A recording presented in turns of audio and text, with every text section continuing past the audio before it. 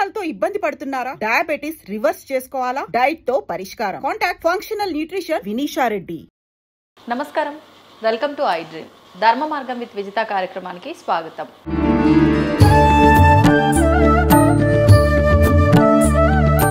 ప్రస్తుతం మనతో పాటు ఉన్నారు ప్రముఖ ఆధ్యాత్మికవేత్త బట్టిప్రోలు విజయలక్ష్మి గారు. ఇప్పుడు అమ్మతో మాట్లాడి ముఖ్యంగా మనిషి పుట్టిన దగ్గర నుంచి మరణించే వరకు కూడా కొన్ని సంస్కారాలు అనేవి పాటిస్తూ ఉంటారు. మామూలుగా మనం అనుకుంటూ ఉంటాం పుట్టిన దగ్గర నుంచి మరణించేంత వరకే అని, కానీ పుట్టడానికి ముందర కూడా కొన్ని సంస్కారాలు ఉంటాయని విన్నాను. అసలు ఏంటి సంస్కారాలు, ఎప్పుడు ఆచరించాలి, అసలు ఆచరించకపోతే వచ్చే ఇబ్బందులు ఏంటి, ఇవన్నీ ఇప్పుడు అమ్మతో మాట్లాడి తెలుసుకునే ప్రయత్నం చేద్దాం. అమ్మ నమస్కారం. నమస్కారం అమ్మా. అమ్మ, సంస్కారాలు అసలు ఏంటి? సంస్కారాలు ఎందుకు ఆచరించాలి? ఎన్ని సంస్కారాలు ఉన్నాయి? ఇవి ఆచరించకపోతే ఏమైనా ఇబ్బందులు వస్తాయా? వాటి గురించి తెలియజేయండి. సంస్కారాలు అనేవి మనకి ఆ పేరుతో తెలిసినా తెలియకపోయినా చాలామంది అందరూ కూడా ఆ సంస్కారాలు చేసుకుంటూనే ఉంటాం. కొంతమంది తెలిసి చేసుకుంటారు, కొంతమంది తెలియక చేసుకుంటారు. అంతే తప్పితే మొత్తం మీద సంస్కారం అయితే దాదాపుగా అందరికీ జరుగుతూనే ఉంటాయి. పుట్టక ముందు కొన్ని, పుట్టాక కొన్ని అనేవి కూడా కరెక్టే. అసలు సంస్కారాలు 40 అని గౌతముడు చెప్పాడు, గౌతమ్ మహర్షి. ఆంగిరసుడైతే 40 కాదు 25 అన్నాడు. అంటే ఇంతవరకే చేసుకున్నా చాలు అని. ఆ తర్వాత ఇప్పుడు మనం చెప్పుకుంటున్నటువంటి షోడశ సంస్కారాలు ఇంతవరకే చెప్పుకుంటే చాలు అనేది వ్యాసుడు చెప్పాడనమాట. ఈ మాత్రమేనా చేసుకోండి అని. ఎప్పటికప్పుడు కొంచెం తగ్గించుకుంటూ వస్తారు కదా, అలా చెప్పారు. కనుక ఈ 16 సంస్కారాలు మనం చేసుకుంటూ ఉంటాం సాధారణంగా. 16 సంస్కారాల్లో కొన్నేమో ఎవరికి వారే చేసేసుకునేవి, అంటే పురోహితుడు అవసరం లేకుండా చేసుకునేవి. కొన్నేమో పురోహితుడితో కలిపి అతని సహాయంతో చేసుకునేవి.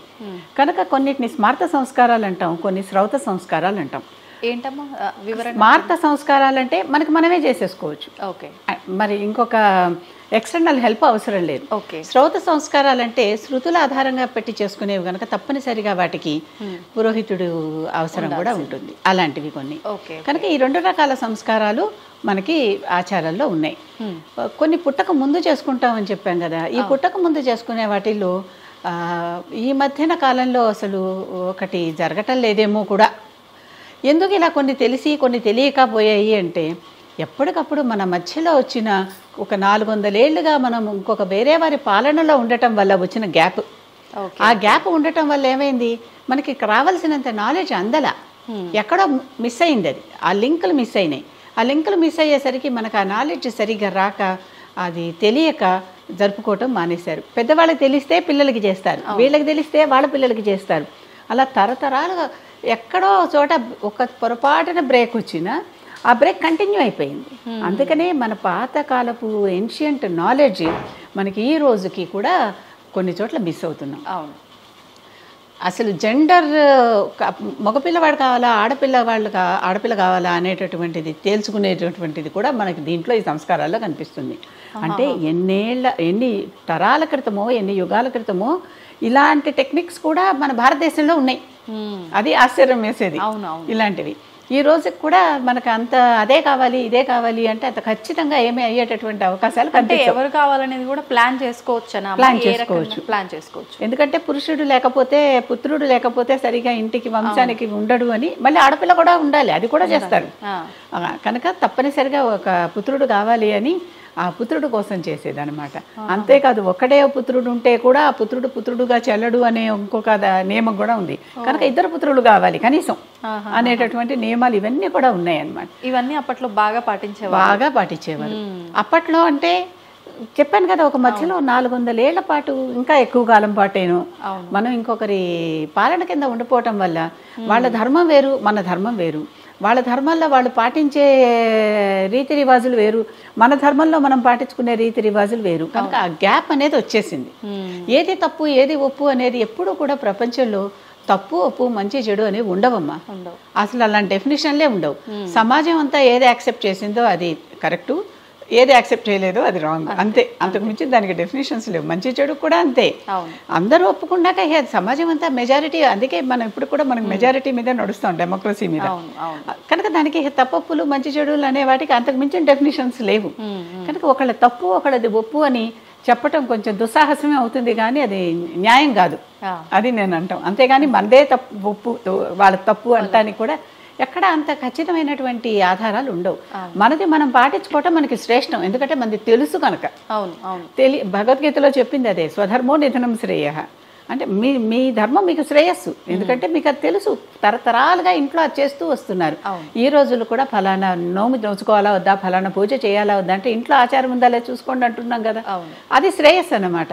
పరధర్మో భయావహ, పరధర్మం అంటే ఇంకొకరి ధర్మం, అది ధర్మమే, అధర్మం కాదు, అది కూడా పరధర్మం, ఇంకొకరి ధర్మం, అది భయం, ఎందుకంటే దాని గురించి మంచి చెడు మనకి తెలియదు, అది ఎలా చేయాలి ఏమేం చేయాలి అనే వివరాలు మనకి తెలియవు. అందుకని కొంచెం జాగ్రత్తగా ఉండాలి దాని విషయంలో. మన ధర్మం విషయంలో ఎలా ఆల్రెడీ బీటెన్ ట్రాక్, ఇక దాంట్లో ఆలోచనలు అవి ఉండవు. కనుక ఈ సంస్కారాలన్నీ పుట్టక ముందర చేసే సంస్కారాలన్నానే దాంట్లో మొట్టమొదటిది గర్భాధానం అంటారు. అంటే అదే శోభనం కార్యక్రమము అది అని పెళ్ళవుతూనే చేస్తారు కదా, వాళ్ళకి సత్సంతానం కలగటానికి. సత్సంతానం అంటే ఏమిటి, వంశం అభివృద్ధి చెందాలి, మన సంస్కృతి సంప్రదాయాలు అభివృద్ధి చెందాలి, వారు సమాజానికి హితంగా సమాజానికి మేలుగా ఆ సిటిజన్గా రావాలి, ఉత్తమ పౌరుడుగా సమాజానికి ఉపయోగపడేటటువంటి వాళ్ళు రావాలి. అంతేగాని ఏ దొంగలో గుండాలో ఇలాంటి వాళ్ళు రావద్దు అనేటటువంటిది. కనుక అలాంటి వారు ఎప్పుడు ఏ సమయంలో వాళ్ళకి వాళ్ళ ఇద్దరూ కలిస్తే భార్యాభర్త ఇలాంటి పిల్లలు పుడతారు అని ఒక ముహూర్తం నిర్ణయిస్తారు. అందుకే చెప్పా, కొన్నిటికి మనకి పురోహితుల హెల్ప్ కావాలి, కొన్నిటికి మనమే నిర్ణయం చేసుకోవచ్చు అని. ఇలాంటి దానికి కావాలి. దీనికి చేయటానికి ఏంటి, ఈ వాళ్ళు ఒక ప్రత్యేకమైన ముహూర్తం నిర్ణయిస్తారు. ఆ ముహూర్తం అప్పుడు ఈ కార్యక్రమం కనుక చేస్తే చక్కటి భారతదేశానికి మంచి వారసులు, కుటుంబానికి మంచి వారసులు, వంశానికి మంచి పుత్రులు కలుగుతారనేది ఒక ఆశ అనమాట. పుత్రులు పుత్రికలు ఎవరైనా వచ్చేవారు చక్కటి వాడు వస్తారని ఒక పాయింట్ అది. కనుక ఈ మొట్టమొదట చేసేటటువంటిది ఇది మొదటి సంస్కారం. రెండో సంస్కారం పుంసవనం అంటారు. ఈ పుంసవనం అసలు 99% ఎక్కడ చేస్తున్నట్టు నేను వినలేదు, ఈ మధ్యకాలంలో చూడలేదు. ఎందుకనమ్మా? పుంసవనం అంటే పుత్రుడు కలగాలని చేసేటటువంటి ఒక సంస్కారం. ఇది అప్పట్లో రాజుల కాలంలో అయితే ఆచరించే వాళ్ళేమో, అంటే కొన్ని స్టోరీస్ లో కూడా మనం రాజులకు కూడా చాలా మంది పుత్రుల కోసం అలమటించి పుట్టకపోయిన వాళ్ళు కూడా ఉన్నారు కదా. దశరథుడికి శాంత పుడితే రమపాదుడికి కన్యాదానం అదే దత్తత ఇచ్చేశాడు. రాముడు వీళ్ళందరూ పుట్టాలని కదా మళ్ళీ పుత్రకామేష్టి చేశాడు. ఏదో ఒక సంతానం అయితే శాంత ఉన్నదని చెప్పుకుంటున్నాం కదా. అవునవును, ఇలా చాలా మంది చాలా చోట్ల ఇవి మనకి తెలుస్తూనే ఉంటాయి. నిజంగా అంటే ఈ సంస్కారం ఆచరిస్తే ఖచ్చితంగా పుత్రుడు జన్మిస్తాడని నమ్మకము, దానికి ఉదాహరణలు ఏమైనా ఆ శాస్త్రంలో ఖచ్చితంగా ఇది జరుగుతుంది అని రాసింది. అంటే మన పురాణాల్లో కూడా దానికి ఉదాహరణగా ఉన్నాయి. పురాణాల్లో ఈ సంస్కారాలన్నీ వాళ్ళకి చేసినట్లుగా ఉన్నాయి. మనం వివరంగా ఆ టాపిక్ చదువుకోవాలి, వినాలి అంతే. ఇవి ఎప్పుడు కూడా మనం ఈ సంస్కారాల గురించి కానీ వీటన్నిటి గురించి ధర్మసింధు అనే పుస్తకం ఒకటి ఉంది. దాంట్లో ఏ ధర్మాన్ని ఎట్లా ఆచరించాలి, ఏం చేయాలి అనేవి చాలా వివరంగా రాసున్నాయి. ఈ పుంసవనం అనే దాంట్లో ఒక రకం మూలిక, ఆ మూలికని గంధంలాగా తీసి దాని ద్వారా వచ్చినటువంటి ఆ జ్యూస్ని గర్భిణీ స్త్రీ ముక్కులో 3వ నెలలో వేస్తారు. 3వ నెల 4వ నెలలోనూ వేస్తారు. అది సమయం కూడా ఫిక్స్డ్. కనుక ఇలాంటి వాటికి కూడా ఒక ప్రత్యేకమైన మంత్రం చదువుతూ ఆ గంధం అరగదీసి వేయాలి కనుక, ఆ మూలికను అరగదీసి వేయాలి కనుక భర్త చేత వేయిస్తారు అది నాసికారంధ్రంలో. కనుక వీటికి కూడా పురోహితుడు అవసరం కావాలి. కొన్నిటికి కావాలి, కొన్నిటికి అక్కర్లేదు అనే దాంట్లో అది చేస్తే తప్పనిసరిగా పుత్ర సంతానమే కలుగుతుంది అనేది ఒక నమ్మకం. ఖచ్చితంగా కలుగుతుంది అనే శాస్త్రం చెప్తుంది. ఇప్పుడు మనం టెస్ట్ చేసుకోవాల్సిందే, ఎందుకంటే మన మధ్యలో గ్యాప్స్ వచ్చేసాయని చెప్పే కదా. ఈ రోజుల్లో ఎవరు పాటించట్లేదు అని చెప్తున్నాను కదా. ఎక్కడ నేను ఇంతవరకు 99 అని ఎందుకన్నానంటే పర్సంటేజ్లో ఆ ఒకటి నాకు తెలియకపోయి ఉండొచ్చు కదా. అంత మనకే తెలుసు అనుకుంటే అంతకంటే అమాయకత్వం ఉంది. అందుకని 99% అన్నా. మూడవది అంటే పుత్ర సంతానం. మొట్టమొదటి మంచి సంతానం కలగటం కోసం అప్పుడు ముహూర్తం నిర్ణయించారు. తర్వాత పుత్ర సంతానం కోసం ఒకటి చెప్పారు. మూడవది సీమంతోనయనం. ఇది 5వ నెల కానీ 7వ నెల కానీ 9వ నెల కానీ ఆ సందర్భాల్లో చేసుకునేటటువంటి ఆచారం. ఇది గర్భరక్ష కోసం చేస్తారు కనుక ఎంత ముందరగా చేస్తే అంత మంచిది. అంటే 5 నెలల ముందర కూడా చేస్తారు. 5 నెలలప్పటి నుంచి మొదలుపెట్టి అప్పటిదాకా ఫిక్స్ కాదు, డెలివరీ అయ్యే 5, 7, 9 ఆ నెలల్లో చేస్తారు.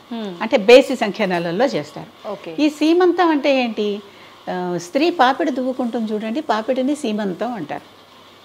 పాపిడి పేరే సీమంతం. ఆ సీమంతంలో అంటే నేల ఇలా నాగేటి చాలులాగా తవ్వింది కనుక అలాంటి చోట అంటే పొలానికి పాపిట్లాగా దువ్వాడు ఆయన, అందుకని ఆవిడ పేరు సీత. సీత పేరు అలా వచ్చింది అనమాట. ఈ సీమంతం ఉన్నది కదా, ఈ సీమంతంలో వీరు ఆ సమయానికి అంటే దీనికి పురోహితుడు లేకపోయినా సరిపోతుంది, ఆ నెల అని చెప్పేశారు కదా, ఒక మంచి రోజు చూసుకుని గర్భిణీ స్త్రీని కూర్చోబెట్టి 4 ముత్తైదుల్ని వాళ్ళని 40 మందో మన శక్తిని బట్టి మన ఆసక్తిని బట్టి పిలుచుకుని భర్త చేత ఒక దువ్వెనతో, ఆ దువ్వెన కూడా ఆ రోజు మొదటి రోజుల్లో అయితే పంది కొమ్ముతో చేసిన, పంది ఎముకతో చేసినటువంటి దువ్వెన. ఎందుకనమ్మా? దానికి ఆ బలం ఉంది, ఆ శక్తి ఉంది. Okay okay. దాంతో చేసిన దాంతో ఇలా పాపిడి తీయించి దువ్వుతారనమాట.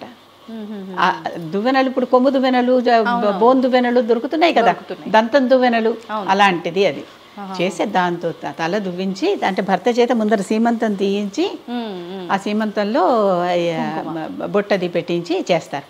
చేశాక దానివల్ల పూర్తిగా గర్భరక్ష కలుగుతుంది అని స్త్రీకి, ఎవరైతే గర్భిణీ స్త్రీ ఉన్నదో గర్భరక్ష. కనుక ఈ రకమైనటువంటి ఇవి 3 వివాహాన్ని అదే పుట్టక ముందురే చేసేవి. ఇవి చైల్డ్ గురించి చేసేవి. అవును, చైల్డ్ మంచి చైల్డ్ కావాలి, మంచి వారసుడు కావాలి అంటే ఎక్కడ దేశానికి కానీ వంశానికి కానీ కుటుంబానికి కానీ మంచి వారు, ఆ తల్లిదండ్రులకు కానీ మంచి పేరు తెచ్చేటటువంటి మంచివారు కావాలి అని చేసుకునేటటువంటి. అసలు ఒక జీవి ప్రాణం పోసుకోక ముందే పోసుకునే జీవి మంచిగా రావాలి అని ప్రోత్సతో చేసేది. రైట్, జీవి ఇంకా బయటికి రాకముందే ఆ జీవి వచ్చేటటువంటి జీవి ఎటువంటి దోషరహితంగా ఎటువంటి లోపాలు లేకుండా చక్కటి ఆరోగ్యకరమైన జీవి రావాలనేది కోరిక. ఆ ఉద్దేశంతో చేసేది ఇవన్నీ. కనుక ఈ రకంగా ఈ 3 పుట్టక ముందర చేసేటటువంటి కార్యక్రమాలు. అంతేకాదు దానివల్ల గర్భరక్ష కూడా అయ్యి ఈ సీమంతం చేసిన వారికి తొందరగా వారికి అంటే పద్ధతి ప్రకారం చేసిన వారికి గర్భ విచ్ఛిత్తి కూడా కాదు.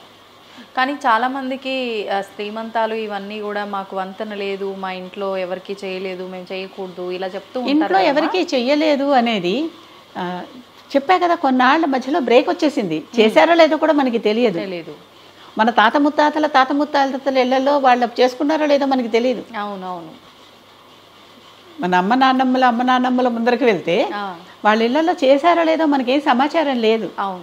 ఆ రోజుల్లో ఫోటోలు లేవు, చెప్పేవాళ్ళు లేరు, డాక్యుమెంటేషన్ లేదు. తెలిసిన పాటి కొద్దిమంది పండితులని నిలువునా కాల్చేశారు. ఎందుకంటే వాళ్ళు లిపి లేదు కదా మనకి గ్రంథస్థం చేయటానికి అవకాశం లేక పుక్కిటి పట్టి వాళ్ళని ఒక్కొక్క పండితుడు ఒక్కొక్క యూనివర్సిటీలో ఒక్కొక్క ప్రొఫెసర్ ఉన్నారంటే వాళ్ళు ఒక్కొక్కసారి 10 గ్రంథాలకి ఇంకా వాళ్ళకి ధారణ ఎక్కువ ఉంటే ఇంకా ఎక్కువ గ్రంథాలు నోట పట్టి ఉన్నారు. వాళ్ళని కాల్చేస్తే ఆ గ్రంథం లేదు, ఆ విజ్ఞానం లేదు. అంటే ఈ గ్రంథాలని ధ్వంసం చెయ్యాలని వాళ్ళని కాల్చడం జరిగిందంటారా? అంతే, వాళ్ళ నుంచి ఆ నాలెడ్జ్ తర్వాత తరాలకు వెళ్ళకూడదని. కానీ మన దాన్ని అక్షరం అంటాం. అక్షరం అంటే ఏంటి? నశించనిది అని అర్థం. కనుక అది ఎక్కడో ఒక చోట ఉంటుంది, ఎవరో ఏ పీఠాధిపతుల దగ్గరో ఇంకెక్కడోనో మరి ఎక్కడో అది దాచబడి ఉంటుంది, ఏ తాళపత్ర గ్రంథాల్లోనో. ఇప్పటికీ కొన్ని చోట్లకి వెళ్తే బ్రౌన్ ఈ మధ్యన పడే కదా, కడప జిల్లాలో వేమన పద్యాలు కావాలని ఇల్లు తిరిగితే కొన్ని 100 తాళపత్ర గ్రంథాలు దొరికాయి. 1 శతకం దొరికితే కొన్ని 100 శతకాలు దొరికాయి బ్రౌన్కి. అంటే ఈ రోజుకి కూడా అలాంటి తాళపత్రాలన్నీ రాసి ఉన్నాయి. ఈ రోజుకి అన్నమాచార్యుడు తాళపత్రాలు రాసినటువంటివన్నీ, ఆ రాగిరేకుల మీద రాసినటువంటివన్నీ మనకి తిరుమలలో లభ్యమయ్యాయి. అప్పటిదాకా అదేదో గూడు అనుకున్నారు అంతే, ఎందుకైనా మంచి చూద్దామని తెరిస్తే లోపల ఉన్నాయి. అంటే ఈ రకంగా ఎక్కడొక్కడ ఉంటాయి, అవి మనకి మళ్ళీ దొరకాలి, అది మనకి తటస్థించాలి అంతే. కనుక అప్పటిదాకా ఈ గ్యాప్ ఉంటుంది. మా ఇంట్లో లేదు అనుకునేవాళ్ళు ఇది దేనికోసం చేస్తున్నారు. అందుకనే ఎప్పుడు ఇలాంటి సందేహాలు వచ్చినప్పుడు తప్పనిసరిగా ఇంటికి ఒక పురోహితుడు ఉంటారు కదా సాధారణంగా, అలాంటి ఇంటి పురోహితుడిని అడిగి, లేకపోతే ఒక మంచి పండితుడిని అడిగి, అంటే పౌరోహిత్యం పాండిత్యం 2 తెలిసిన వాళ్ళు ఉంటారు కదా, అలాంటి వారిని అడిగి, అంటే మాకు ఇంటికి పురోహితుడే లేరండి అనేవాళ్ళు కూడా రేపు ఉండొచ్చు. లేకపోతే మేము అక్కడి నుంచి వచ్చేసాం, ఇప్పుడు మేము మళ్ళీ అక్కడికి వెళ్ళలేము, వాళ్ళ సంగతి మేము కాంటాక్ట్ చేయలేము అనేవాళ్ళు. అలాంటి వాళ్ళకి ఒక పండితుడు పురోహితుడైన పండితుడిని పిలుచుకుని అతన్ని వివరాలన్నీ అడిగి తెలుసుకుని చేయొచ్చు, వారి ఆధ్వర్యంలో చేయొచ్చు. కొన్ని సందర్భాల్లో అంటే ఇప్పుడు ఒకరిని చూసి ఒకరు ఇలాంటి ఆచారాలు కొన్ని వాళ్ళ ఇంట్లో అలా ఘనంగా చేశారు, మేము చేయాలి అన్న ఒక విధంగా, సరే ఈ ముందర తరాలు వాళ్ళు ఆచరించారు లేదు పక్కన పెడితే, అలా చేసుకునే వాళ్ళు ఎక్కువయ్యారు. అట్లా చేసుకున్నప్పుడు కొంతమందికి అంటే ఇబ్బంది జరగటము, ఇది చేయటం వల్లే జరిగింది అని చెప్పటము, అవి మన భ్రమలే చాలా వరకు. ఏ దేవతలైనా కూడా, ఇవన్నీ దేవతలను ఆరాధించే చేస్తున్నాం, ఏ దేవతలైనా ఎవరికి హాని చెయ్యరు మనం తప్పులు చేయనంత వరకు. కావాలని మనం చేసేవన్నీ చేసేసి రక్ష అంటే గాల్లో దీపం పెట్టి దేవుడా నువ్వే చూడాలంటే ఏం చేయరు కదా, మనం చేతులైనా అడ్డం పెట్టాలి. అలాంటిది ఇది అంతే కదా. అని మన రాసున్న గ్రంథాలను బట్టి ఇవి ఖచ్చితంగా జరుగుతాయనే చెప్తారు. Okay okay. గ్యాప్ వచ్చిందనే మాట నేను చెప్తున్నాను. ఎందుకు వచ్చింది అనేది కూడా కారణం కూడా తెలుస్తుంది. కనుక ఈ 3 సంస్కారాలు అంటే గర్భాధానం, పుంసవనం, సీమంతం నేను, దీన్నే సీమంతం అని కూడా అంటారు. సీమంతమే కానీ శ్రీమంతం కాదు, శ్రీ కాదు, సీనే. ఓకే. సోమవారంలో సా వాడతామే ఆ సీమంతం. ఇప్పుడు శ్రీ అని వాడితే శ్రీ అంటే లక్ష్మీదేవమ్మ, పేరు అర్థం మారిపోవట్లా. ఇప్పుడు శక్ర శుక్ర 2 పదాలు. శక్రుడు అంటే ఇంద్రుడు, శుక్రుడు అంటే రాక్షస గురువు. తేడా తెలుస్తుంది కదా, కొంచెం అర్థాలు మారిపోతాయి. అందుకని శ్రీమంతం అంటే లక్ష్మీదేవి చక్కగా మన చుట్టూ ఉంటే మనం శ్రీమంతంగా ఉంటాం, శ్రీమంతులు అవుతాం. సీమంతం అంటే పాపిడి తీసి చక్కగా ఉన్నటువంటి స్త్రీ అని అర్థం. సీమంతం అంటేనే పాపిడి, సీమంతిని అంటే పాపిడి తీయబడ్డ స్త్రీ. ఓకే ఓకే, ధన్యవాదాలమ్మా. And for more videos, please subscribe to iDream. Please subscribe to iDream. Please subscribe iDream. And please subscribe to iDream. For more videos, subscribe to iDream. please like, share and subscribe to the channel. Congratulations, iDream. Subscribe to iDream. Subscribe to iDream. So subscribe to iDream Media. iDream ki iDream team andarki huge congratulations. Please subscribe iDream Media. Please subscribe to iDream. Subscribe iDream. Please subscribe to iDream.